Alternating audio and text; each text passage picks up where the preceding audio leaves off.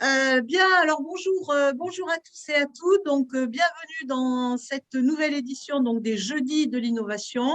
Nous ouvrons ce mois-ci donc la 6e édition donc avec deux maisons familiales donc de Nouvelle-Aquitaine qui sont venues témoigner donc de leurs expériences. Donc la maison familiale donc de Miramont de Guyenne, dont nous avons donc là la directrice.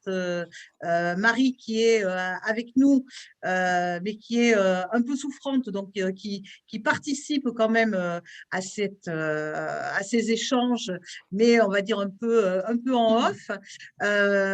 Morgane et Jean-Claude, donc, qui ont été donc, aussi à l'initiative donc, de cette expérimentation.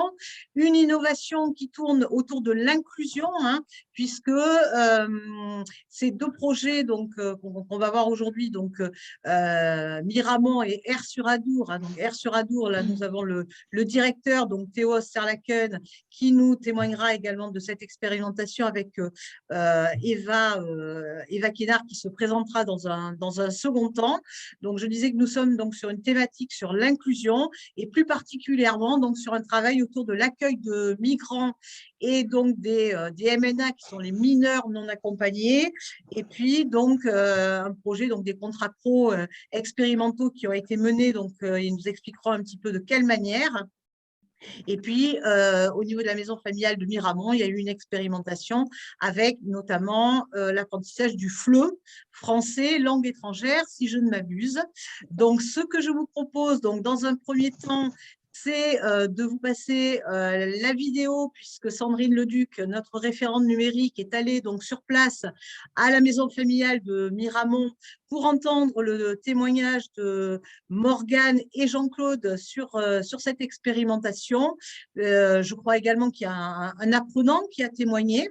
Donc, je vous propose qu'on puisse regarder cela et qu'on puisse échanger après, si bien évidemment, il y a des questions. Puis, dans un second temps, nous laisserons la parole à Théo et Eva pour nous présenter donc leur expérimentation, si cela donc convient à tout le monde. Et bonjour à tous, et je suis Madame Dacheux, responsable monitrice de la formation FLE au sein de la MFR de Miramont. Voici mon collègue Monsieur Brice. Non, Monsieur Brice, Jean-Claude, je suis responsable de la classe 4e EA FLE, une spécialité qu'on a mis en place depuis 2014. Donc dans les cadres des jeudis de l'innovation, donc nous sommes filmés afin d'expliquer un peu comment l'accueil des FLE au sein de la MFR d'un point de vue pédagogique et aussi administratif. Alors depuis septembre 2014, en fait, il y a un nombre non négligeable de jeunes entre 14 et 16 ans qui sont arrivés sur le territoire, accueillis par des foyers d'accueil, des foyers d'hébergement, qui ont des difficultés à s'insérer sur le territoire du biais par rapport à la barrière de la langue. Donc un partenariat s'est mis en place avec certains foyers sur le territoire, Irazeil, Villeneuve sur Lot, Agen, et on a commencé à accueillir des jeunes FLE. Objectif, donc favoriser leur intégration, travailler avec eux autour d'un plan de formation, et c'est par le biais de l'alternance que ces jeunes vont pouvoir avoir des stages et certainement par la suite décrocher un apprentissage. Comme ça que nous allons voir tout à l'heure qui sera interviewé. La MFR aussi va permettre d'appréhender aussi tout ce qui est bien collectivité. Voilà, ils sont internes, donc les codes sociaux par rapport à la bien collectivité, par rapport à la France, souvent certains le découvrent complètement. Oui, au début de l'année, on a des élèves par exemple qui sont habitués à dormir par terre et qui ne savent pas dormir sur un lit. Donc voilà, c'est des codes aussi qu'ils doivent apprendre par rapport à leur vie en collectivité. En fait, ils apprennent petit à petit les codes sociaux aussi. L'alternance, c'est à peu près 20 semaines de stage professionnel et 18 semaines à l'école. Par le biais de ces 20 semaines de stage, on a souvent de très bons résultats. Le fait de privilégier les petits groupes, ces petites classes, donc mixé 4e classique et 4e FLE, donc il y a quand même ce mixage qui se fait qui est intéressant par rapport aux différentes cultures qui peuvent se croiser. La proximité aussi qui est entre les formateurs et les élèves, le suivi individualisé par rapport au tutorat, par rapport au stage. Donc tout ça, c'est des éléments qui sont vraiment favorables à leur intégration. La relation qu'on a aussi constante avec les professionnels, le suivi des stages, voilà, donc on a un échange très fort avec les professionnels et souvent avec de très très bons retours, quoi. C'est des jeunes qui arrivent vraiment à s'intégrer au niveau professionnel parce que je pense qu'ils ont, voilà, Ils ont cette envie un objectif de vie qui est d'y arriver, de réussir, et même eux par contre on a des codes sociaux professionnels qui sont différents, on va dire, avec beaucoup de respect par rapport aux professionnels. Donc ça, on a souvent des retours très positifs et même très motivants pour nous, parce que du coup, ça nous encourage, quoi. C'est une certaine satisfaction pour nous aussi de voir voilà, comment ils s'intègrent aussi dans un cadre professionnel. Et on a l'opportunité d'aller les voir justement en stage, de faire le suivi de stage et de parler avec les professionnels par rapport à leur évolution durant les stages. Ils ont un niveau donc, hétérogène au niveau de la classe, hein, puisque ce ne sont pas les mêmes cultures, les mêmes nationalités, ils n'arrivent pas avec le même niveau de français sur le territoire. Il faut savoir que chez les allophones, chez les migrants, ce sont des niveaux disparates et c'est aussi des entrées et des sorties permanentes. Donc il y a une vraie différenciation pédagogique. J'ai des non-scripteurs, j'ai des non-communicants, j'ai que des scripteurs, j'ai que des communicants des fois, donc ça dépend vraiment. Donc des fois ils travaillent ensemble, des fois ils travaillent sur des ateliers, je les mets sur des ateliers bien différenciés. Donc par exemple j'ai certains qui apprennent vraiment à lire, donc là j'ai pris ça sur un site internet, hein, sur l'apprentissage de la lecture du CP. Donc on est vraiment sur de la phonétique, sur de l'apprentissage des lettres aussi en même temps donc pour apprendre à lire donc, le cursif et le script. Donc certains donc, évoluent sur ce niveau-là, d'autres qui sont déjà bien communicants et qui ont déjà été scolarisés, qui n'ont pas fait que l'école coranique, qui ont été bien scolarisés, sont déjà sur du niveau A1, A2, certains voire presque B1, presque. Quand ils arrivent au sein de la MFR, donc moi je fais des évaluations diagnostiques pour bien évaluer leur niveau, donc sur les 5 compétences, autant écrites qu'orales. Et à partir de là, j'essaie de les dispatcher en groupe pendant les cours de FLE pour que chacun puisse avoir vraiment un enseignement différencié. Je travaille avec Saison, qui est pas mal, de l'édition Didier, qui est pas mal pour les niveaux A1, A1+.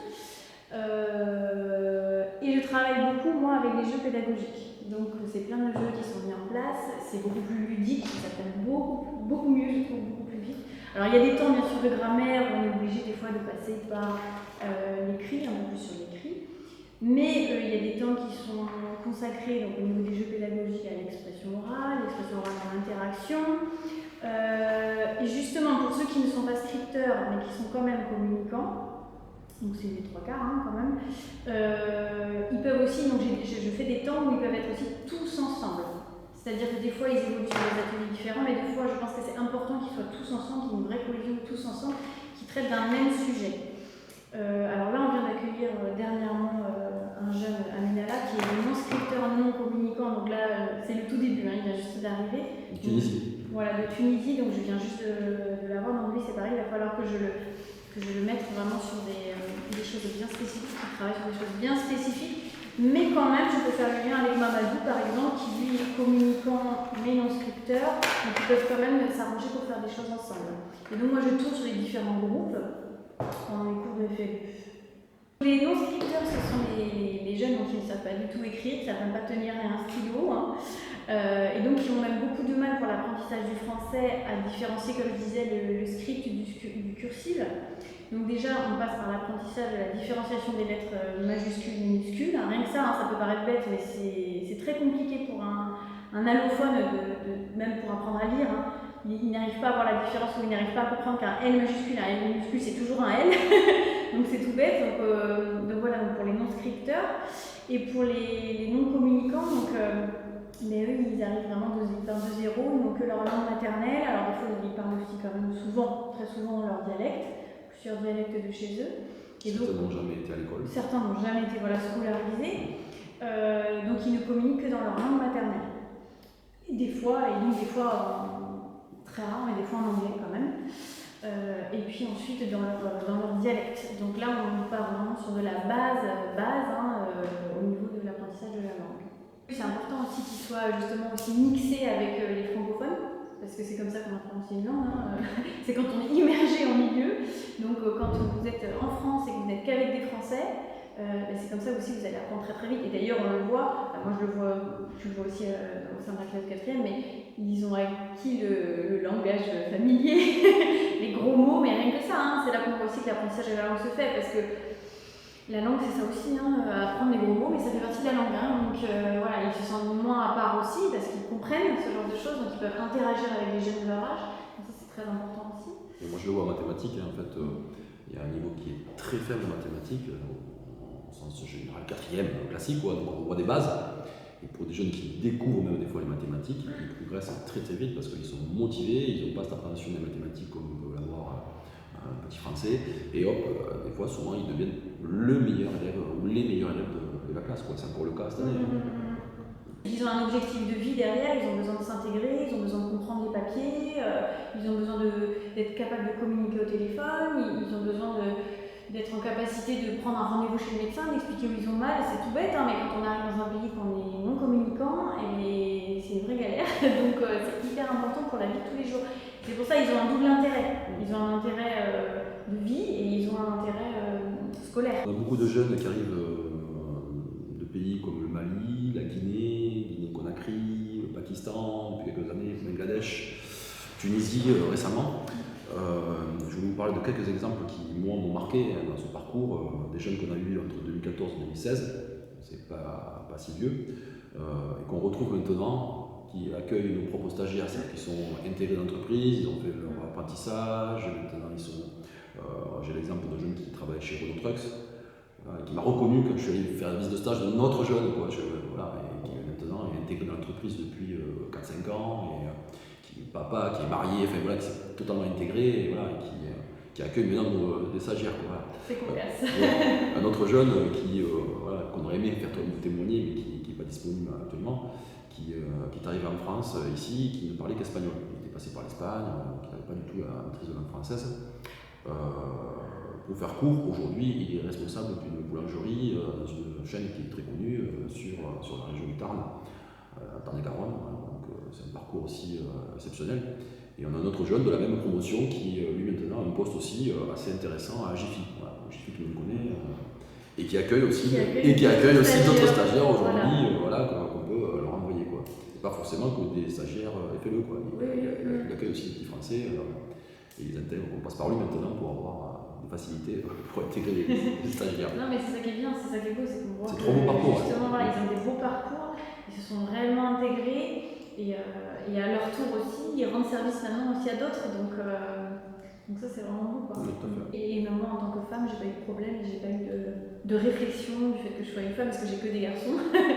et voilà, j'ai que des garçons et j'ai jamais eu de remarques déplacées par rapport à ça. Donc je leur explique en fait. Hein. C'est vrai que c'est particulier. Ils posent beaucoup de questions sur souvent madame, vous êtes mariée, madame, vous avez des enfants. Donc ils aiment bien poser. Et comme on est quand même dans un rapport assez proche, voilà, moi je leur explique, voilà, je réponds à leurs questions, il n'y a aucun souci. Même tout ce qui est en termes de religion, c'est toujours voilà, des sujets un peu sensibles en termes de religion. Voilà, moi je leur explique voilà, c'est laïque, que chacun peut avoir sa religion, il n'y a aucun souci. Mais voilà, je leur explique que moi par exemple je suis athée, donc j'explique ce que c'est, je n'ai pas de religion. Alors des fois ça les choque, mais madame c'est pas possible, vous devez choisir une religion. Donc voilà, tout ce genre de choses, mais on communique et ils sont quand même bienveillants, ils finissent par comprendre que ben, voilà, chacun, je leur explique, chacun fait ses choix et voilà, et ça ne nous empêche pas de vivre tous ensemble. Et c'est vrai que le fait qu'il y ait l'alternance c'est positif parce que comme je dis, ils ont un pied dans le monde du travail, ils apprennent très vite aussi la hiérarchie. Donc le tutoiement, le vouvoiement. Oui, ça c'est très important parce qu'au début ils mélangent plus, ils savent pas trop.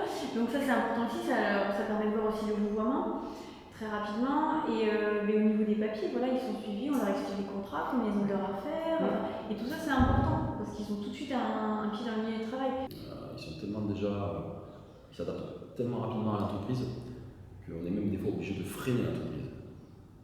Les entreprises des fois voudraient leur faire un apprentissage de suite. On a tendance à dire attention, il y a quand même aussi ce parcours en maîtrise de la langue qui est important au sein de l'école. Et on essaie de ralentir un peu. Le parcours de en 2 ans, il est presque des fois indispensable pour qu'ils aient un peu cette maîtrise et pour faciliter leur parcours. Ça, c'est des fois des négociations avec l'entreprise qui ne sont pas forcément évidentes. Même eux, ils sont très contents d'être en entreprise et ils voudraient tout de suite travailler aussi. Sachant qu'il y en a, comme tu dis, qui ont déjà travaillé auparavant. Donc ils ont cette volonté des fois, mais c'est bon, moi je sais faire, hop, ils veulent tout de suite partir. Mais c'est vrai qu'il faut qu'ils profitent de cette chance aussi. Nous, on pour estime être en que c'est classe pas forcément leur rendre et service. d'approfondir en fait les compétences en français. Ouais, c'est pas forcément leur rendre service de les lâcher Non. de suite. C'est une chance pour eux en fait, de pouvoir avoir encore ces cours de français, d'être encore intégrés des jeunes aussi de leur âge et de communiquer en français tous les jours quoi. Donc ça c'est important pour eux aussi. Et c'est vrai que des fois ils auraient tendance à vouloir tout de suite aller travailler et voilà, il y a du bon dans les deux quoi, mais il faut trouver cet équilibre en fait. Bonjour, je m'appelle Moussa Kone, je viens de Mali. Bon, j'ai venu en France en 2018. Bon, mais 2019, j'ai remporté la FLS. Bon. Donc, tu as été 2 ans Ouais, 2 ans à FLS. à FLE. Qu'est-ce que tu as appris là quand tu es venu? Bon, vraiment, j'ai commencé à attraper ma vie quoi, parce qu'il m'a aidé à faire des choses. Et tu étais scolarisé au Mali? Non, je n'ai jamais allé. Tu n'avais jamais été à l'école. Donc c'est ici que tu as été pour la première fois à l'école. Exactement, Et donc Tu as appris à tenir un stylo. ici. Ça a été dur. Ça a été dur au début. Bien sûr, Donc tu as appris à écrire, Un peu, ouais. à lire aussi. Un peu aussi. Tu parlais un peu le français, je me souviens pas.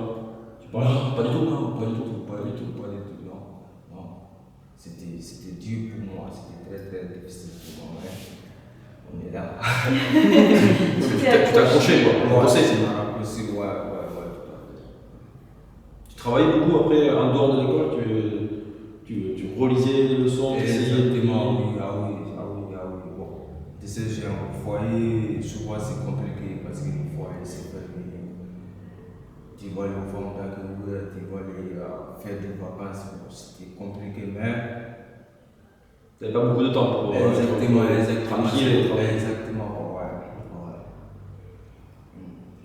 Comment tu as vécu le fait d'être en internat avec d'autres jeunes français? Bon, Comment ça s'est passé en fait? Bon, vraiment, il m'a accueilli, quoi, tu vois, tout le monde, il m'aime, ça se passe bien, tout le monde, bon. Ouais. C'était pas difficile de Non, vivre avec plein de Français non, comme ça non. du jour au lendemain? Ouais, c'était difficile, mais il faut faire avec, quoi, tu vois, on n'a pas de choix, il faut faire. Ouais. Et pour communiquer au tout début, c'était un peu Ouais, difficile, mais mais après. bien sûr, mais. Tu t'es bien intégré. Exactement, ouais. Tu as fait ta place. Exactement. Et Moussa, il a toujours le sourire, alors il est bienveillant aussi, donc ouais. Ouais, tu as tout à fait ta place, c'est ça. Tu te fais accepter par les autres et tu acceptes toi aussi les autres. Tu as appris à vivre en collectivité, quoi. Qui n'est pas forcément évident. Qu'est-ce qui s'est passé après, au bout de ces 2 ans là, d'école, en 4e, FLE, où tu as commencé à maîtriser un petit peu langue, écriture un petit peu? Qu'est-ce qui s'est passé après derrière? Qu'est-ce que tu fais aujourd'hui? Bon, au début, je te l'ai dit, j'ai commencé à attraper ma vie, quoi. Parce qu'il m'a arrivé.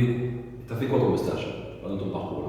Bon, j'ai fait plomber, Ouais. j'ai fait des peintures des bâtiments, Bâtiment, des peinture. carrelages aussi. Ah ouais. Ouais. Après, j'ai travaillé avec Joël ici. Tu as commencé à travailler avec Joël ici. Bon. Et, Pour encore. et qu'est-ce que la BFA t'a proposé de faire un apprentissage?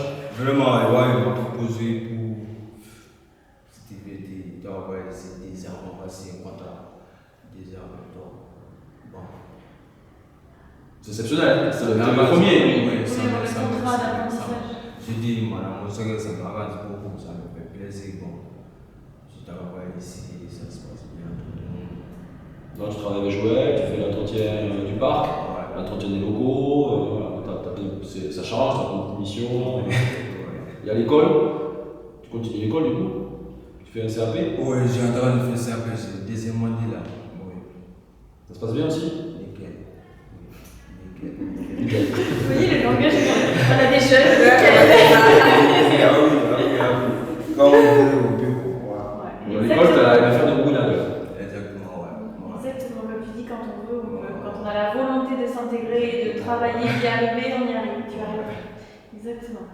plaît ça, de faire l'entretien? Est-ce que c'est mieux que le bâtiment? Exactement, exactement. Ça te plaît plus? Oui, oui, ça me plaît, ça m'avance. Bon. Ouais. Il est très pédagogue, il prend le temps de Exactement, j'apprends t'expliquer. plein de choses. Vraiment, c'est des mots, il me manquent, quoi, tu vois. Ouais, c'est tout. Le vocabulaire, bien sûr. Ouais, c'est des mots, il me manquent. Là, ici, tu dors où maintenant? T'as une petite chambre? Ouais, Chambre un petit studio, ouais. Donc, tu es un peu plus aussi indépendant. Exactement, quoi. Ouais. Tu es capable de te gérer tout seul aussi maintenant. Ouais, oui. Ce week-end, qu'est-ce que tu as fait ce week-end? Bon, on a fait un match. T'as fait un match là? Ah, ça y est. Vraiment. Ton premier match de foot? Excuse-moi, parce qu'on a. Ah non, mais Oui, bon. ton premier match de foot officiel en en France? c'est pas un sens pour moi. Hier, vraiment. Tu n'étais pas en forme, c'était un match difficile. T'es venu? T'es venu, t'as joué, t'as fait ton premier match officiel de football. Très plaisir, ça me fait très plaisir. Bravo, félicitations. Vraiment, merci, ça me fait. Puis il est modeste parce que il n'a pas bien joué, mais j'ai pas les mêmes retours que j'ai eu. On va dire que t'avais fait un bon match. Tu joues pour quelle équipe? Très bien, bah, c'est pour ça. Ok. Allemand Sudro, ouais.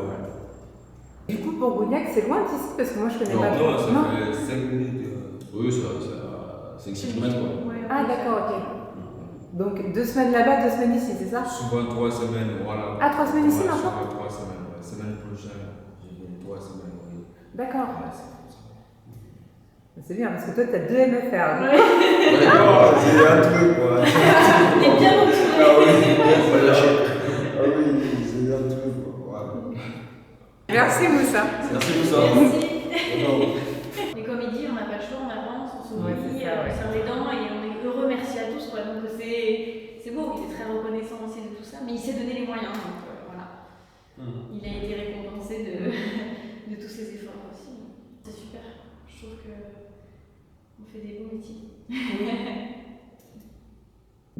Est-ce que vous pouvez quand même nous dire en quelques mots, peut-être nous expliquer un petit peu comment vous avez mené donc ce projet? Donc, c'était avec une classe de 4e, c'est ça?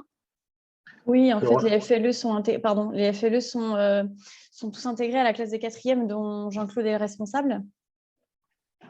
Voilà, depuis 2014, l'association avait vraiment une forte volonté d'accueillir ces jeunes migrants. On peut compter à peu près une dizaine de jeunes migrants qui sont accueillis tous les ans dans cette classe de 4e FLE où une dizaine d'heures par semaine est accordée à l'enseignement FLE uniquement.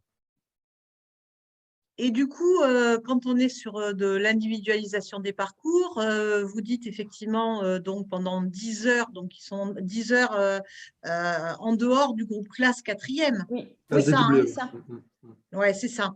Voilà. Donc, ça veut dire que là, quand ils travaillent ensemble, est-ce qu'ils travaillent aussi sur la pédagogie de projet avec les autres? Est-ce qu'ils travaillent sur la pédagogie de l'alternance? C'est-à-dire, est-ce qu'ils travaillent sur, il y a des temps d'accueil? Est-ce qu'il y a des temps d'explicitation d'expérience? Par exemple, je pense à ceux, par exemple, qui peut-être ne parlent pas très bien la langue française ou autre. Comment est-ce que vous exploitez, par exemple, le vécu en entreprise? Est-ce qu'il y a des vidéos? Quels sont les différents supports que vous utilisez? Alors, sur les temps d'accueil, c'est partagé avec les autres élèves. Donc, c'est sûr qu'au début, ce n'est pas forcément évident de réussir à s'exprimer sur le lieu de stage. Mais très vite, ils progressent et ils arrivent à exprimer ce qu'ils font. L'avantage, c'est qu'on a surtout un très, très bon retour de ces jeunes en stage.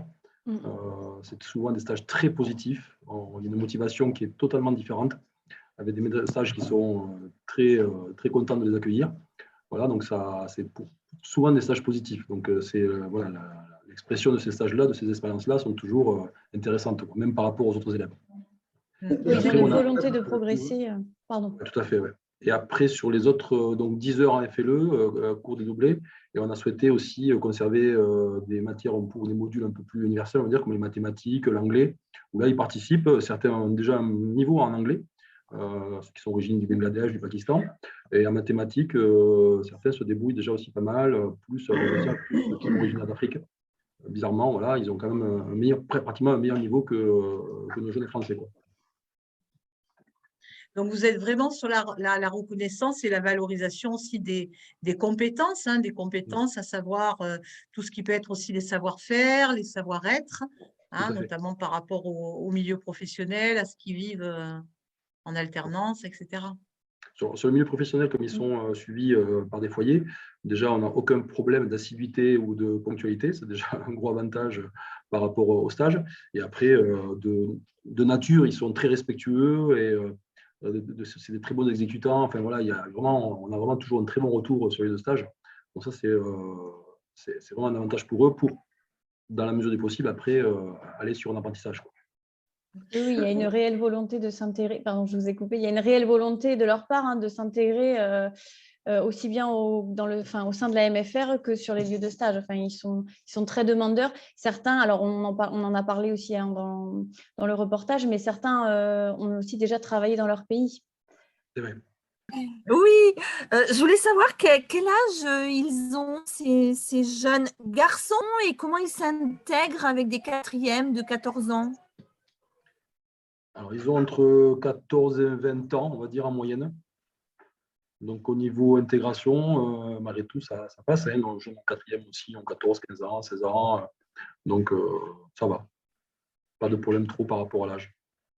Non, ils s'adaptent très bien. Pour répondre complètement à ta question, Muriel, c'est vrai que comme dans toutes les MFR, nous favorisons le vivre ensemble et l'écart d'âge ne se fait jamais ressentir, que ce soit au sein du groupe classe ou en termes de vie résidentielle. Il n'y a vraiment pas de problématique de ce type-là. Alors, c'est vrai qu'en début d'année, ils ont tendance à rester un peu ensemble. Et très vite, ça se décloisonne un petit peu à la maîtrise de la langue. Et puis, en faisant connaissance avec les autres, les groupes se défont un peu. Et quels sont les bénéfices que vous voyez justement par rapport à ce groupe de quatrième, justement le fait que ces jeunes arrivent, etc. Est-ce qu'il y a un soutien par les pairs, un accompagnement? Est-ce que vous sentez que ça fait émerger des choses positives au niveau du groupe, que ça crée une dynamique de groupe? On parlait de favoriser le vivre ensemble, le respect de l'autre, le respect aussi de la différence. Est-ce que c'est des choses qui sont mesurables, que vous pouvez mesurer par rapport à ce que vous vivez? Oui, tout à fait. Enfin, chaque culture, chacun est capable justement d'apprendre à l'autre autant qu'ils nous apprennent à nous, hein, en tant que formateur, hein, moniteur, c'est pareil. Chacun est riche de sa propre expérience. Donc, surtout, certains ont un vécu assez dur, assez particulier. Et c'est vrai que quand ils commencent à arriver à s'exprimer, certains allophones le partagent avec les francophones, racontent aussi leur vécu, leur vie un peu difficile. Donc, c'est vrai qu'ils se comprennent, voilà, ils expliquent leur passé, leur vie, et ils s'intègrent relativement bien. Enfin, moi, je n'ai pas vu de soucis particuliers avec les FLE. Ils sont très bien accueillis aussi. Et sachant que voilà, de temps en temps, ils sont aussi mixés avec les francophones, il n'y a pas de souci. Non, non, non. C'est vrai qu'on est une maison essentiellement de service où effectivement, dans le cadre du service, il y a quand même une nature, j'ai envie de dire comme ça, effectivement, de bienveillance et de regard sur autrui. Et c'est vrai que ils sont vraiment source de richesse dans le sens où effectivement, avec le vécu dont parlait Morgane, un petit peu compliqué antérieurement, ils remettent aussi parfois les choses en place. C'est-à-dire que quand, en étant très clair, un jeune qui va se plaindre, soit parce que, je ne sais pas, la nourriture ne lui convient pas ou parce que l'eau de la douche n'est pas assez chaude, j'ai une anecdote où un jeune de FLE qui parlait très très peu notre langue le regardait se plaindre. Moi, j'écoutais le jeune. Et en fait, la conclusion du jeune FLE, ça a été, eh bien, t'es bien difficile, toi. Donc, ça ramène aussi quelque part un peu d'humanitude, j'ai envie de dire. Et c'est un partage permanent et qui amène énormément à nous en tant qu'adultes encadrants et aux autres jeunes de la MFR. Ce qui est très riche aussi, c'est qu'au moins une fois par an, on fait intervenir un jeune FLE qui est maintenant dans la vie active et il fait part de son expérience, de son arrivée à la MFR, à son parcours aujourd'hui. Et c'est toujours des moments très émouvants pour nous et un moment de partage avec les autres élèves qui sont assez forts. Oui, moi j'ai une question.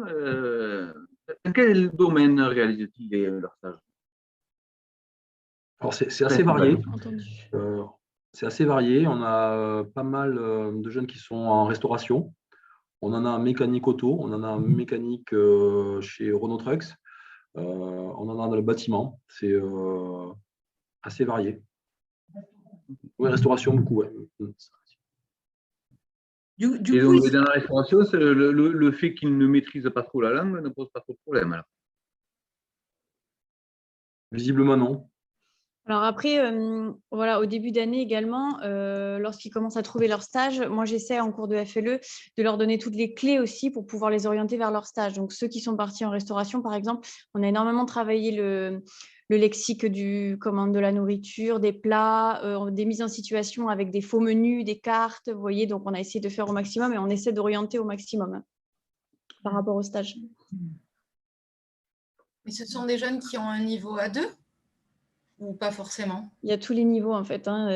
Par exemple, on a un dernier apprenant qui vient d'arriver, comme je vous dis, qui est non scripteur, non communicant, et puis ça peut aller sur les 2 avant-derniers qui sont arrivés. Alors il faut que voilà, le test soit corrigé, mais ils sont sur du niveau B1, presque B1, ouais. Presque B1, ouais. Si on prend l'exemple de Moussa qui a témoigné dans la vidéo, Oui. voilà. Il est arrivé chez nous, il n'avait jamais été scolarisé, il ne savait même pas tenir un stylo, quoi. Voilà. Et aujourd'hui, il est en apprentissage à la MFR de Bourgognag sur un CAP agent de collectivité ou un truc comme ça. IMTB. Entretien MBC, voilà, maintenance des bâtiments. Maintenance des bâtiments, voilà, je cherchais le terme exact. Et il est employé chez nous, quoi. Donc c'est aussi un beau parcours de jeune qui, en 2 ans, a vraiment réussi à s'intégrer, quoi. Il fait partie de mon club de foot, mais ça, c'est un détail. Il est aussi intégré voilà, dans les activités culturelles.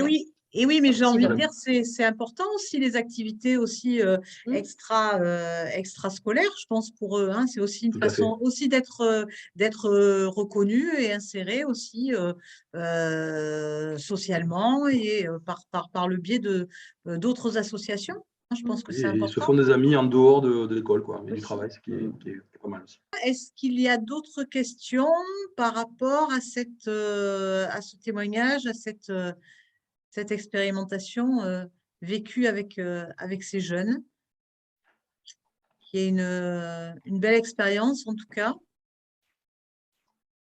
et qui témoigne effectivement de toute, je crois qu'on en a bien besoin en plus aujourd'hui, de toute cette tolérance et du respect de la différence avec l'actualité, qui est quand même un peu difficile. Donc je trouve que c'est vraiment un bel exemple du vivre ensemble et du respect de l'autre et de sa différence. Bon, en tout cas, merci beaucoup Morgane, Jean-Claude, Marie. Muriel, tu dois nous quitter. J'ai une question. Une question, pardon. Je croyais que la main n'était pas baissée. Pardon. Oui, Muriel. Non, je l'ai relevée. Je voulais savoir si l'accompagnement par notre État allait toujours jusqu'au bout ou bien est-ce qu'il y a malheureusement des issues moins favorables et notamment des retours dramatiques dans les pays d'origine? Effectivement, depuis 8 ans qu'on accueille ce public au sein de l'AMF, on a eu par 2 fois des jeunes qui ont été reconduits à la frontière. C'était des jeunes qui n'étaient pas pris en charge par des services de l'État et notamment par les conseils départementaux, mais qui étaient arrivés jusqu'à nous par leur famille. C'est-à-dire, c'est les familles qui les avaient accueillis dans une situation clandestine et qui n'étaient pas arrivés à faire les papiers à temps pour eux. Mais dans le cadre de jeunes pris en charge par des foyers sous tutelle du conseil départemental, ça ne nous est jamais arrivé. Merci. Merci beaucoup. Merci à tous les trois. Merci à vous. Voilà. Et puis, je vous propose qu'on puisse continuer donc avec l'expérimentation qui a été vécue à la maison familiale d'Aire-sur-Adour, donc avec Théo et puis Eva maintenant qui vont nous partager ce qu'ils ont pu vivre dans le cadre de contrats pro expérimentaux. Donc, on vous laisse la parole. Peut-être Théo, pour commencer, tu peux nous présenter un petit peu ce projet, comment il est né, etc. Donc Théo Saraken, donc directeur de la maison familiale d'Aire-sur-Adour. Alors c'est vrai que le dispositif de mobilité nationale donc, a pris naissance en novembre 2020. Nous avons été sollicités par la préfecture de région pour pouvoir accueillir sur Aire-sur-Adour dans un ensemble global. Quand je dis global, c'est aussi bien l'hébergement, le volet formation et insertion et le volet accompagnement social. Pour cette raison-là, que j'ai demandé également à Eva, qui se présentera par la suite, de pouvoir présenter son rôle, un rôle qui a été très important ces dernières semaines, notamment. Alors, concrètement, comment ça s'est passé? Donc, nous avons été sollicités en 2020. Il y avait 8 hébergements disponibles sur la ville d'Aire-sur-Adour. Donc, qui pouvaient être amenés à accueillir des personnes réfugiées. Alors, ces hébergements appartenant donc à l'office HLM, donc à XL Habitat, donc ils sont arrivés depuis la région parisienne, quasiment tous, où il y a déjà un pré-travail d'orientation qui a été réalisé par l'association Espéro, qui est basée sur la région parisienne. Arrivant donc sur Aire, donc ils avaient des hébergements, donc c'était des petits studios. Tu m'arrêtes, Eva, si je me trompe au niveau de l'hébergement, parce que je ne les ai pas vus, moi, ces hébergements, où chacun a son indépendance. Nous sommes en présence donc au départ de 8 réfugiés, 3 Tibétains, 4 Afghans et un Somalien. Tous âgés entre 21 jusqu'à 33 ans. Donc, ce ne sont pas uniquement des jeunes. Tous ont émis le souhait de pouvoir travailler soit dans le milieu agricole ou le milieu viticole. Alors, donc, ils sont arrivés au mois de décembre, 15 décembre 2020.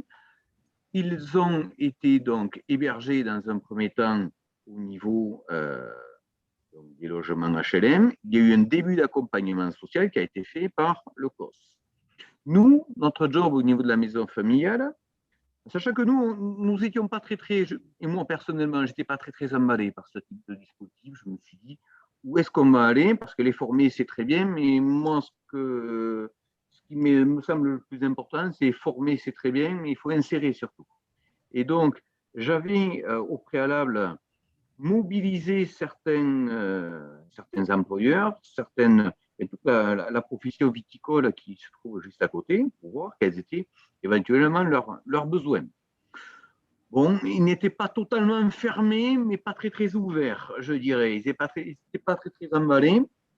Bon, donc nous les avons accueillis donc, en formation. Alors, c'est une formation qu'il a fallu mettre en place en express. Et il a fallu impérativement l'accord, enfin, je dirais qu'heureusement que Pôle emploi, pour la première année, a joué le jeu et a financé les parcours dans le cadre de formation individuelle, alors que nous étions dans une formation collective. Bon, à titre exceptionnel, donc c'est passé, nous sommes partis sur une formation de 3 mois. Sur ces 3 mois, que faire avec eux? Et on s'est dit que le mieux, c'était de faire du français langue étrangère, mais surtout, si on voulait travailler l'insertion, de les mettre sur la partie taille de vigne. Donc, nous les avons formés à de la taille de vigne à partir du mois de décembre jusqu'au mois de janvier 2021. L'avantage de la partie de la taille de vigne, on est sur une répétition de gestes et ils ne sont pas enfermés dans une salle. Là, ça aurait tenu peut-être une journée ou deux et après, ils n'auraient pas trouvé l'intérêt parce que dans tous les cas, ils ne comprenaient pas ce que l'on disait. Donc, je trouve que là, nous avons trouvé le bon équilibre. Alors ensuite, au niveau de... donc après, donc par la suite, donc nous les avons formés, on va dire, à la partie pratique, mais il fallait impérativement expérimenter l'immersion en entreprise. Donc, pour ce faire, on s'est rapproché donc, de professionnels que nous connaissions, avec qui on travaillait. Ils ont joué le jeu, ils les ont acceptés dans un premier temps en stage. Donc, ces 8 personnes ont été ventilées sur différents exploitants viticoles. Bon, et ma foi, ils ont montré un réel, comment dirais-je, un réel investissement dans les entreprises de stage. Ils ont été bons, voire même très bons. Et à l'issue donc de ce stage, il y avait la possibilité qu'ils puissent être embauchés dans le cadre d'un contrat de professionnalisation expérimentale. L'objectif d'un contrat de pro expérimental, c'est tout simplement que nous puissions monter une formation et que nous mettions dans cette formation les éléments les plus incontournables, indispensables pour l'insertion de ces personnes-là. Avant d'en parler de l'insertion, il fallait voir aussi l'intérêt qu'avaient les employeurs de prendre ce type de main-d'œuvre. Il faut se rendre compte qu'en milieu viticole, il y a de plus en plus de difficultés à trouver de la main-d'œuvre qualifiée. Donc, par conséquent, pour eux, c'était plus ou moins une aubaine. Ils se sont dit, allons-y, pourquoi pas. Donc, voilà. Donc à l'issue de ces 3 mois de pré-formation, où ils étaient rémunérés par Pôle emploi, la formation est gratuite. Il y a eu un accompagnement donc, du COS. Je laisserai le soin par la suite à Eva de pouvoir expliquer. Ils ont signé un contrat de professionnalisation, donc, qui a duré 1 an. Pendant ce contrat de professionnalisation, nous avons dispensé des cours de français et langue étrangère. Essentiellement, on était parti aussi sur de la conduite d'engin, etc. On s'est rendu compte que là, on faisait fausse route, hein, parce que la maîtrise de la langue n'était pas suffisante. Et donc, il se mettait en danger, le formateur également. Donc, au bout de quelques jours de formation en conduite, on a tout arrêté et on s'est dit, on fait du français. Et nous n'avons fait quasiment que du français. Et à côté de ça, ils ont continué à travailler en entreprise. Il faut savoir que cette formation, le programme de formation du contrat de pro, nous l'avons réalisé avec les entreprises et avec le financeur. Autour de la table, à un moment donné, il a fallu trancher. Bon, mais maintenant, avec un an de recul, on se rend compte qu'il aurait fallu rectifier certaines choses. Bon, c'est pas bien grave, mais à l'issue quand même de ce contrat de professionnalisation, sur les 8, nous en avons 7 qui vont, c'est même pas qui vont, les contrats se sont arrêtés au 28 février. Sur les 7, il y en a eu exactement 6, dont un a décroché au bout de 2 mois. Donc, il s'est retrouvé demandeur d'emploi, on va dire. Donc, il nous en restait 7. Sur les 7, nous en avons 6 qui signent un CDI dans la même entreprise qui des employés et en stage et en stage et en contrat de professionnalisation. Et un autre, c'est tout frais, c'est de hier. Eva, tu peux même mieux me dire, mais il me semble que. Contrat saisonnier. Comment ? Il a signé un contrat saisonnier de 2 mois. Alors, parce que c'est un peu particulier pour ce monsieur, il a eu la chance de pouvoir bénéficier de la réunification familiale. Et sa femme est arrivée en France en janvier. Évidemment, ce qui a été un énorme chamboulement pour lui et dans son organisation au quotidien et aussi sur le plan du travail. Et donc, du coup, là, pour faciliter un peu toutes les démarches d'intégration de sa femme pour qu'il soit un peu là, l'employeur a préféré signer un contrat saisonnier de 2 mois pour justement le permettre d'être plus facilement absent si besoin. Et vraiment avec l'intention et l'objectif de signer un CDI le plus rapidement possible. Parce que et lui et son employeur sont vraiment convaincus de ce contrat de travail à durée indéterminée. Oui, tout à fait. OK. Alors, donc, franchement, alors nous avons joué notre rôle, hein, mais très honnêtement, ce dispositif, c'est un dispositif qui imbriquait beaucoup de partenaires. Je dirais que sans la préfecture de région et surtout sans la préfecture des Landes, ça n'aurait pas pu se faire. Sans le COS, ça aurait raté. Et sans les employeurs également, ça n'aurait pas pu matcher, on va dire. Et moi, j'ai été très surpris de voir l'implication des employeurs au départ, au tout début du dispositif, quand je leur ai, excusez-moi le terme, mais vendu aux employeurs. Oh, ils n'étaient pas froids, c'était même une atmosphère un peu glaciale, on va dire. Et quand on voit maintenant de la façon dont ils les accompagnent, je peux vous assurer, et là je vais assurer la parole à Eva, moi j'en suis scotché. Et ça montre quand même le réel visage du milieu agricole qui, voilà, on se dit toujours, bon, ce sont, mais je ne sais pas si je peux le dire parce qu'on est quand même sur du direct, mais bon, peu importe. On a toujours tendance à dire que le milieu agricole n'est pas toujours très tolérant, on va dire, envers ce type de public. Et bien, au contraire, on peut largement se tromper parce qu'une fois qu'ils les ont compris, et bien derrière, ils ne veulent pas les lâcher, ils les accompagnent jusqu'au bout. Donc, ouais, chapeau à eux. Et donc voilà. Alors, après, il y a une association aussi qui nous a accompagnés au début, je dis bien au début, avec qui, malheureusement, cela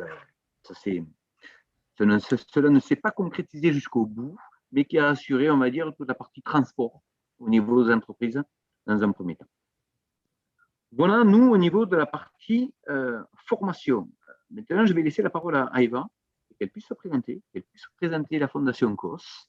Et puis ensuite, que tu puisses bien mettre en avant le rôle incontournable que vous avez rempli pendant ces, allez, on va dire, ces 15 mois, on va dire. J'arrondis un petit. Laisse la parole.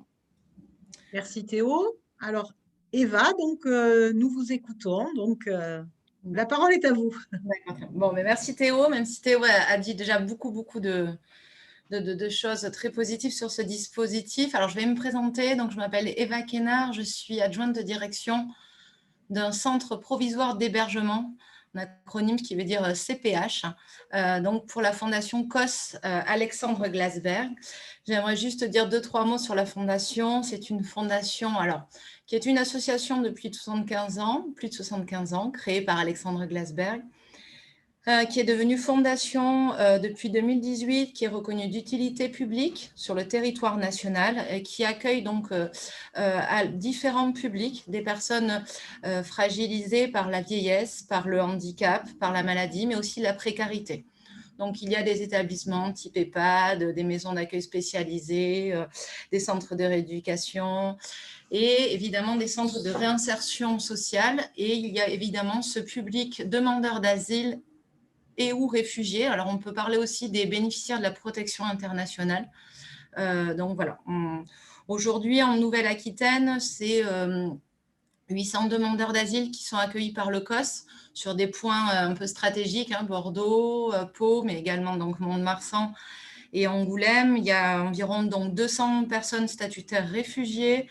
Il y a aussi des mineurs non accompagnés. Il y a des majeurs. Bon, voilà. On a vraiment un large public. Le CPH, c'est un établissement, un dispositif en fait qui est à destination du public donc réfugié, donc des gens qui viennent d'obtenir la protection internationale et donc qui viennent d'obtenir la protection de la France pour leur intégration sur le territoire. Le CPH donc doit justement donc dans ses missions principales, sa mission principale étant vraiment de favoriser, de faciliter l'intégration sur le territoire dans différents domaines, évidemment donc dans le domaine de l'insertion professionnelle, dans le domaine des démarches administratives et juridiques, dans le domaine de la scolarité, de la parentalité, de la santé évidemment, dans l'insertion au logement. Donc c'est vrai qu'on va travailler sur un accompagnement globalisé sur le parcours de la personne de manière à faciliter vraiment son intégration. On parle beaucoup d'intégration avec le public réfugié plus que d'inclusion. Et donc, l'équipe sociale est là vraiment pour accompagner les personnes dans toutes ces démarches qui sont complexes du fait de différents freins, c'est-à-dire, alors bien souvent, le premier frein étant quand même la langue. On en parlait tout à l'heure avec l'expérience Miramont et c'est vrai que ça, c'est un frein énorme, déjà pour communiquer, pour échanger, pour comprendre. Mais on arrive à trouver aussi des moyens. Alors, quand je dis « on », c'est évidemment le public, parce qu'ils ont un parcours qui est long et dans lequel ils ont rencontré des cultures, des langues différentes et ils ont dû à chaque fois s'adapter aussi à la culture du pays accueillant.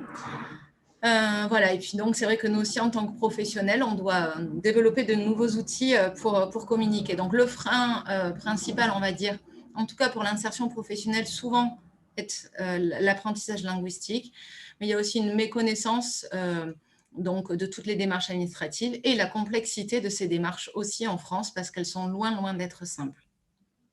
Voilà. Ce dispositif donc de mobilité nationale, en effet, c'était une première expérience en France. Donc, on a répondu en fait un peu aux volontés des pouvoirs publics. C'est-à-dire que c'est un nouveau dispositif qui est en train de se déployer sur le territoire. L'objectif, c'est un peu, si vous voulez, de décharger tous les territoires, notamment les grandes villes, où il y a quand même une affluence importante de personnes demandeurs d'asile ou réfugiés, de manière à, si vous voulez, orienter ces personnes vers des régions qui sont moins peuplées avec des personnes réfugiées. Ça, c'est un des objectifs. Mais le deuxième objectif, et qui est très intéressant, et c'est en ça où ça reste un dispositif qui est riche, c'est-à-dire qu'il va travailler ce volet sur trois axes. Le premier étant le logement. Le prérequis de ce dispositif, avec ces 8 garçons qui sont arrivés à Aire-sur-Adour, c'est qu'ils aient un logement. Donc, en effet, ça a demandé de travailler avec de nombreux acteurs, comme l'a dit Théo, et notamment donc, des bailleurs sociaux. Dans les Landes, c'est XL Habitat qui est un gros bailleur social. Il y avait 8 logements disponibles. Donc, c'est important de souligner que les personnes, en fait, sont arrivées de la région parisienne et ils sont devenus locataires. C'était une première pour eux, puisqu'ils avaient toujours été accompagnés par des associations ou avaient malheureusement connu la rue. Et là, ils sont devenus locataires. Donc, c'est vrai que nous, sur l'accompagnement social, on a évidemment travaillé cet accueil. Donc, il a fallu les installer, mais aussi travailler avec eux toutes les démarches qui ont attrait avec le logement. Alors, ça va de la demande de logement social à réaliser, à faire une gestion budgétaire d'un logement, à entretenir un logement. Donc, voilà, c'est vrai que c'était toute une palette et ça, c'était quand même intéressant. Et aujourd'hui, pour eux, qu'ils soient signataires d'un contrat de travail ou pas, ils sont locataires d'un logement. Et vu la difficulté, la tension dans ce secteur aujourd'hui en France, c'est une vraie aubaine pour eux d'être locataires. Donc, dans ce dispositif, il y a le volet logement, il y a le volet, évidemment, insertion professionnelle et formation. On parlait de montée en compétences et je pense que c'est important, même pour des hommes qui ont 33 ans, de pouvoir avoir, enfin, nous sur ça, on est très attachés au COS, un bagage professionnel, c'est-à-dire qu'aujourd'hui, ils sont dans les Landes, demain, ils peuvent être dans le Bordelais ou ailleurs, et donc, du coup, d'avoir aujourd'hui un diplôme ou un niveau de diplôme reconnaissant ou un titre reconnaissant leurs compétences, notamment dans la viticulture, je trouve ça quand même très, très valorisant pour eux dans leur parcours aussi. Donc, la formation avec l'emploi. Et donc, à côté de ça, en effet, on a travaillé aussi la mobilité. Donc, par le biais de fonds qu'on avait eu par les services de l'État, on leur a payé pas un scooter, non, un permis. Donc, ils ont pu passer leur permis scooter pour ensuite pouvoir être plus facilement mobiles. À noter que même si la majorité souhaitait et souhaiterait passer un permis B, aujourd'hui, malheureusement, leur niveau de français ne leur permet pas d'accéder au code de la route, à l'obtention du code de la route. C'est vrai que sur les 8, très honnêtement, on avait un garçon qui avait un niveau A1. Tous les autres étaient en dessous de ça. Donc ça a été, c'est aussi quand même une composante à prendre en compte, et pour l'insertion professionnelle et aussi pour la compréhension du système de la société française. Voilà, et donc de notre côté, eh bien, écoutez, l'objectif était évidemment de mettre leur situation administrative à jour. Alors ça va du transfert de CAF de Paris dans les Landes, que ce soit au niveau évidemment de l'attestation santé CPAM. Ensuite, quand ils ont basculé au moment de leur contrat pro dans le milieu viticole, ben, c'était changer sur la caisse MSA, les inscrire dans une banque du côté de Aire-sur-Adour. Voilà, il y a toute une... On a géré, on va dire quoi, un quotidien administratif auprès de ces personnes. À noter, en effet, on apprend un peu de nos erreurs, mais sa difficulté était que pour nous, c'était quand même plus difficile de pouvoir les capter dans le sens où c'était des jeunes qui étaient soit en formation à l'AMFR, soit en stage, soit ensuite en entreprise. Et donc, c'est vrai que là aussi, ça a été un travail avec et l'AMFR et les employeurs de pouvoir les libérer un peu, de manière à ce qu'on puisse avoir un peu de temps avec eux pour les accompagner. Donc, en effet, on les a accompagnés dans toutes ces démarches auprès, donc voilà, je vous dis, pour gérer toutes les questions juridiques de DCEM, de récépissé, de titre de séjour, la mobilité, tous les papiers administratifs. Et puis, on a essayé aussi, tant bien que mal, de pouvoir travailler cette notion de lien social, on en parlait tout à l'heure, donc ouverture sur la société. Aujourd'hui, c'est ce qu'on a réussi à faire, en mettant en lien chaque personne avec un parrain ou une marraine. C'est-à-dire qu'il y a une association sur Aire-sur-Adour de bénévoles et chacun est devenu parrain ou marraine d'un des garçons. Et aujourd'hui, on a passé, on peut le dire, fièrement le relais à la fois leur parrain ou leur marraine dans tout ce qui faisait attrait à leur parcours. Et aujourd'hui, on peut dire qu'ils ont une famille d'accueil, en tout cas une épaule, un numéro de téléphone, un contact vers qui ils peuvent se retourner s'ils ont un besoin particulier. Voilà. Vous dire quoi? Que moi, je trouve personnellement que c'est une expérience très, très positive. Habituellement, c'est vrai qu'en CPH, on accueille la personne, on traite tous ces problèmes-là et ensuite, on travaille le projet professionnel. Là, c'était un peu inversé. La personne est arrivée directement avec un projet professionnel parce qu'en effet, sur Paris, il y avait l'association Espéro. Ils avaient eu une première sélection. Mais en effet, ça n'a pas été non plus évident pour les 8 garçons parce que passer de Paris intramuros à Aire-sur-Adour et travailler dans le Gers, ce n'est pas toujours évident. Il a fallu aussi comprendre les codes, les attentes qu'on avait d'eux au niveau professionnel. Et c'est vrai qu'ils ont été quand même, je trouve, Théo l'a dit, vraiment très volontaires, avec des expériences très positives, des retours très positifs des employeurs. Je vais peut-être parler, Théo, en effet, des dernières semaines sur la signature des contrats. Oui, tout à fait, ouais, tout à fait. C'est ça que je voulais que tu accentues, parce que c'est vrai que là, les dernières semaines, je dirais que heureusement que tu étais là pour prendre le relais, parce que là, j'avais un petit agacement parce que il y avait un CDI qui était proposé à tous. Et c'est vrai que là, ces derniers jours, dernières semaines, on a été confronté à quelques petites incompréhensions, je dirais. Et d'où l'importance de travailler en réseau avec plusieurs partenaires. Parce que tout seul, nous, à un moment donné, on n'a plus la lucidité, on va dire, de prendre suffisamment de recul ou se mettre par côté et de comprendre un petit peu la situation. Et là, le COS est venu en soutien et c'est vrai que ça nous a fait beaucoup de bien. On va dire. Je te laisse. L'avantage du partenariat, Théo, d'être complémentaire. Alors, en effet, comme je vous disais, c'est vrai que nous, pendant ces 12 mois, on n'a peut-être pas pu travailler, parce que c'est aussi bien de se remettre en question tout ce qu'on voulait, sur quoi on voulait insister. Et notamment, je prends un exemple tout bête, mais qui s'est retrouvé dans ces dernières semaines, bien expliquer aujourd'hui les droits et les devoirs d'un salarié en France, le droit du travail, parce qu'évidemment, le droit du travail, il n'est pas le même en Afghanistan qu'il est en France ou en Somalie. Ce sont des jeunes qui ont des parcours différents, chaotiques, et donc voilà, chacun s'approprie aussi comme ils peuvent avec les moyens qu'ils ont, leurs ressources. Et en effet, quand on a rencontré avec Théo, on va dire c'était fin d'année 2021, donc 2 mois avant la fin du contrat pro, on a eu pris le soin avec Théo de rencontrer chaque employeur, avec la personne évidemment, et le parrain ou la marraine, de manière à commencer à faire du lien. Tous les employeurs s'étaient indirectement positionnés en disant que oui, ils iraient pérenniser le contrat. Et les jeunes nous ont dit oui, on veut continuer. Et puis au moment de signer, là, donc mi-février, en effet, on a eu 3 jeunes qui ont mis en échec un peu cette signature. Et ce qui nous a énormément tous surpris parce qu'en effet, on ne s'y attendait pas, ni les employeurs parce que ça se passait bien de ce qu'ils pensaient, et que ce soit la MFR, même nous, au niveau du COS.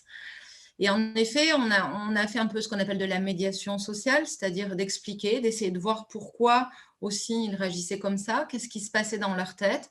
Voilà, après tout, ils ont des droits, mais ils ont aussi des devoirs. Donc, ça a été aussi un moment opportun pour leur expliquer comment ça se passait et puis un peu les attendus.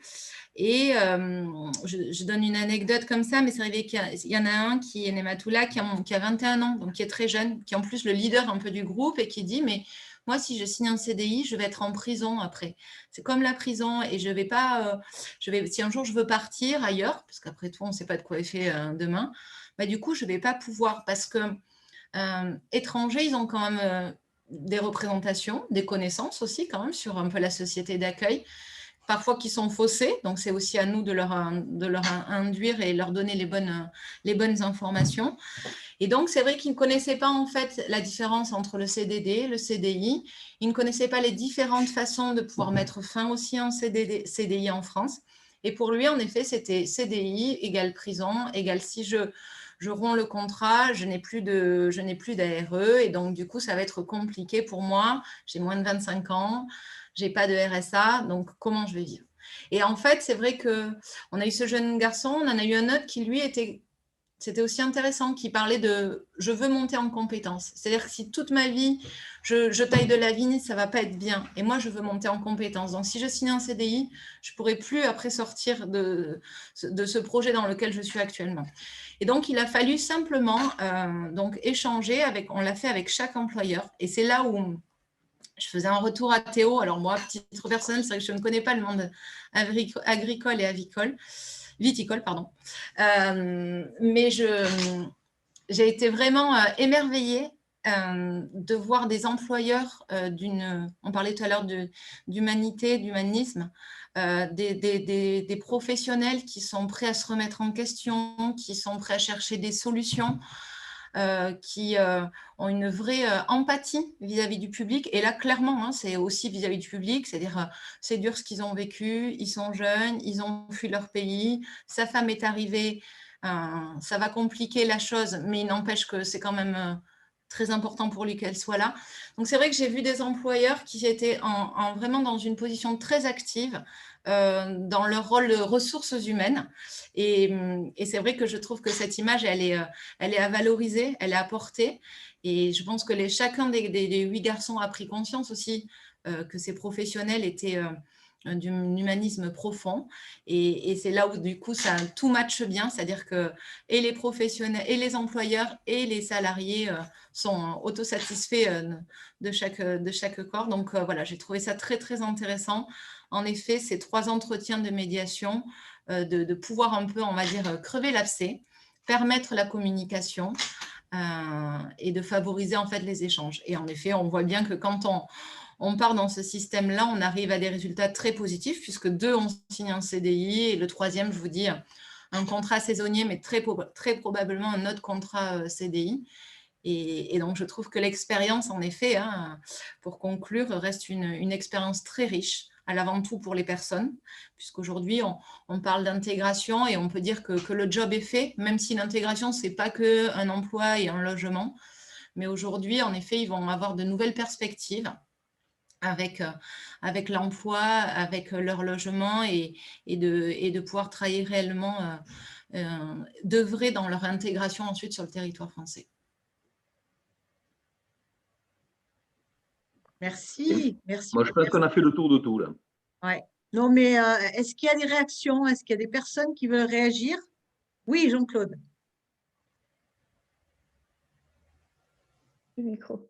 Non, c'est très. Non, mais j'ai trouvé ça très, très intéressant, très passionnant. Et puis en termes de résultats, c'est extraordinaire, quoi. Mais après, pas surpris sur l'intégration dans le cadre professionnel, quoi. Ouais. Je n'osais pas le Ça dire, pour pas relie, caricaturer tout à l'heure, mais moi j'ai des maîtres de stage qui me tapent sur l'épaule pour me dire tu reviens quand tu veux, quoi, hein, et tu me ramènes un jeune comme ça quand tu veux, quoi. Ouais. Je pense qu'ils Ouais. Ça ont se une rejoint, expérience très négative avec d'autres jeunes. Pas tout le temps, hein, bien sûr, mais ça arrive. Et là, ils sont agréablement surpris, quoi. Je crois qu'aujourd'hui, en effet, nous, on le voit au niveau du CPH à Mont-de-Marsan, sans aucune connotation négative, mais je crois que le public réfugié, parce que c'est vrai que les demandeurs d'asile, pour travailler, c'est plus compliqué parce qu'il faut faire de nombreuses démarches et tout, mais les demandeurs d'asile, donc des gens qui ont obtenu la protection de la France, on peut vraiment le vent en poupe par rapport aux employeurs, parce qu'en effet, on est sur un public avec des savoir-être, vous en parliez tout à l'heure, avec une ponctualité, avec un respect et puis une vraie volonté aussi. Une reconnaissance aussi. De reconnaissance sociale. Je mets un peu de côté, même s'il ne faut pas le mettre, il ne faut pas non plus l'écarter, hein, c'est ce besoin d'argent aussi, hein, puisque et dans leur parcours d'exil et dans leur… en majorité, ça fait 2-3 ans qu'ils vivent sur le territoire français, ils étaient dans une situation d'attente, l'attente des papiers, donc d'impossibilité pour eux de travailler. Et c'est vrai que là, s'offre à eux un peu le sésame, ils ont les papiers, ils ont la possibilité de pouvoir en effet mettre en avant leurs compétences ou de découvrir un métier. Et ce respect, je pense, du travail, peut-être à la différence de de nouvelles générations qui a une vision un peu différente, je pense qu'ils ont quand même ce respect-là. Mais encore une fois, c'est une généralité. Tout à fait. Oui, c'est vrai que souvent, ils savent d'où ils viennent, hein. Le parcours a été sinueux, il a été compliqué, hein. Pour ma part, je vous rejoins parce que voilà, j'ai été responsable de classe de DIMA, hein, donc j'accueillais aussi des MNA, donc on était un petit peu dans la construction de ce type de parcours, et c'est vrai que c'est très, très riche et pour les autres jeunes et pour nous, hein, parce que je pense qu'on en prend des bonnes leçons d'humilité aussi. Et vous dites, et je trouve que c'est important à quel point les partenariats que vous passez, que vous avez passé, que ce soit avec les employeurs, avec vous, là on voit bien au niveau du COS, etc., sont importants. Et quand on travaille tous ensemble, eh ben, on voit bien qu'à l'impossible, nul n'est tenu, et que c'est le grain de riz qui fait le sac de riz, et qu'on arrive à avancer tous ensemble. En tout cas, enfin, moi, voilà, moi, ça me donne envie, hein, de vivre ce genre d'expérience, hein. Voilà, c'est vraiment, vraiment, vraiment chouette. Vraiment chouette. OK. Je ne sais pas s'il y a d'autres questions. Je crois qu'on arrive… Simplement pour préciser, donc on a reconduit le dispositif cette année avec une nouvelle promo. Donc, c'est d'autres viticulteurs. On est en cours. Là, donc là, l'avantage, c'est qu'on s'inscrit dans le cadre de la préformation, dans le cadre du programme régional de formation. Ce régional a bien voulu, parce qu'il n'avait pas trop le choix malheureusement, a bien voulu adapter, on va dire, la formation pour permettre à ces 8 nouveaux réfugiés de pouvoir suivre un cursus viticole. Bon, à l'heure actuelle, ils sont en entreprise. Bon, on pourra compter les points fin mars, je dirais. Voilà.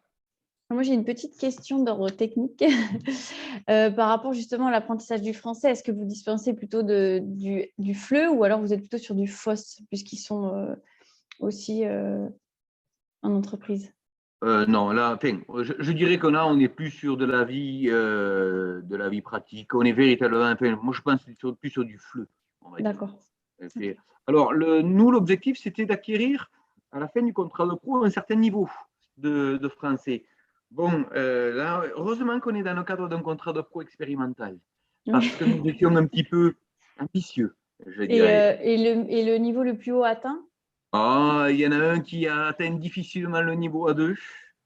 Voilà, bon, là, on va pouvoir proposer, alors, il va falloir que ça soit acté le 14 mars prochain. On va mettre à 50 heures de plus. L'objectif, c'est de leur valider pour 3 le niveau A1 et pour les 4 autres le niveau A2. D'accord. C'est l'objectif à l'issue des 50 heures. Et ensuite, fin mai, l'objectif aussi, c'est de leur valider le bloc de compétences conduite du vignoble qui s'occupait ouvriers qualifiés en exploitation viticole. Voilà. Moi, je trouve aussi, Théo, si je peux me permettre, sur leur expérience, sur leur année de contrat pro, ce qui a été très positif aussi pour eux, c'est quand, au niveau de l'entreprise, ils avaient eux-mêmes un tuteur, ils avaient mis en place un tuteur. Et c'est vrai qu'on voit bien, alors c'est vrai qu'il y a des entreprises qui ont mis en place de suite du covoiturage, un tuteur, une personne référente. Et ça aussi, on sait que c'est un public qui a besoin, voilà, c'est une certaine vulnérabilité, mais encore une fois, pas au fait de leur non-compétence, c'est peut-être lié au fait de la langue et des méconnaissances. Mais c'est vrai que ça aussi a été une expérience réussie parce qu'au sein des entreprises, ils ont mis aussi des outils, des actions pour que vraiment les personnes soient encadrées, entourées, un peu guidées aussi clairement. Et ça, on voit bien quand même que ça reste aussi positif. Tout à fait. Ok, très bien. Très bien, très bien. Eh bien, écoutez, je pense qu'on arrive largement au bout de cette heure. J'espère qu'au niveau je pense que je vais confier le montage à Sandrine Leduc parce que j'aimerais quand même qu'il y ait une partie du reportage parce que ça me semble important. En tout cas, ben, je vous remercie vraiment, vraiment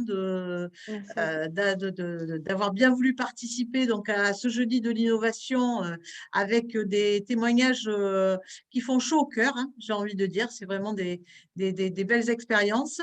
Merci, merci à tous. Bon courage. Et puis, bon, ben, si jamais il y a des maisons familiales qui ont envie de se lancer dans ce type de projet, ils peuvent éventuellement se mettre en contact avec vous pour savoir peut-être un peu comment s'y prendre. Et voilà, je pense que ça peut être intéressant. Et c'est bien l'idée de ces jeudis de l'innovation et de notre réseau des MFR de Nouvelle-Aquitaine. Voilà. Merci à tous. Merci beaucoup. Merci. À bientôt. Merci. Merci. Merci. Bon Bonne courage, continuation. bonne fin de semaine. Merci. Félicitations. Au revoir. Merci beaucoup. Au revoir.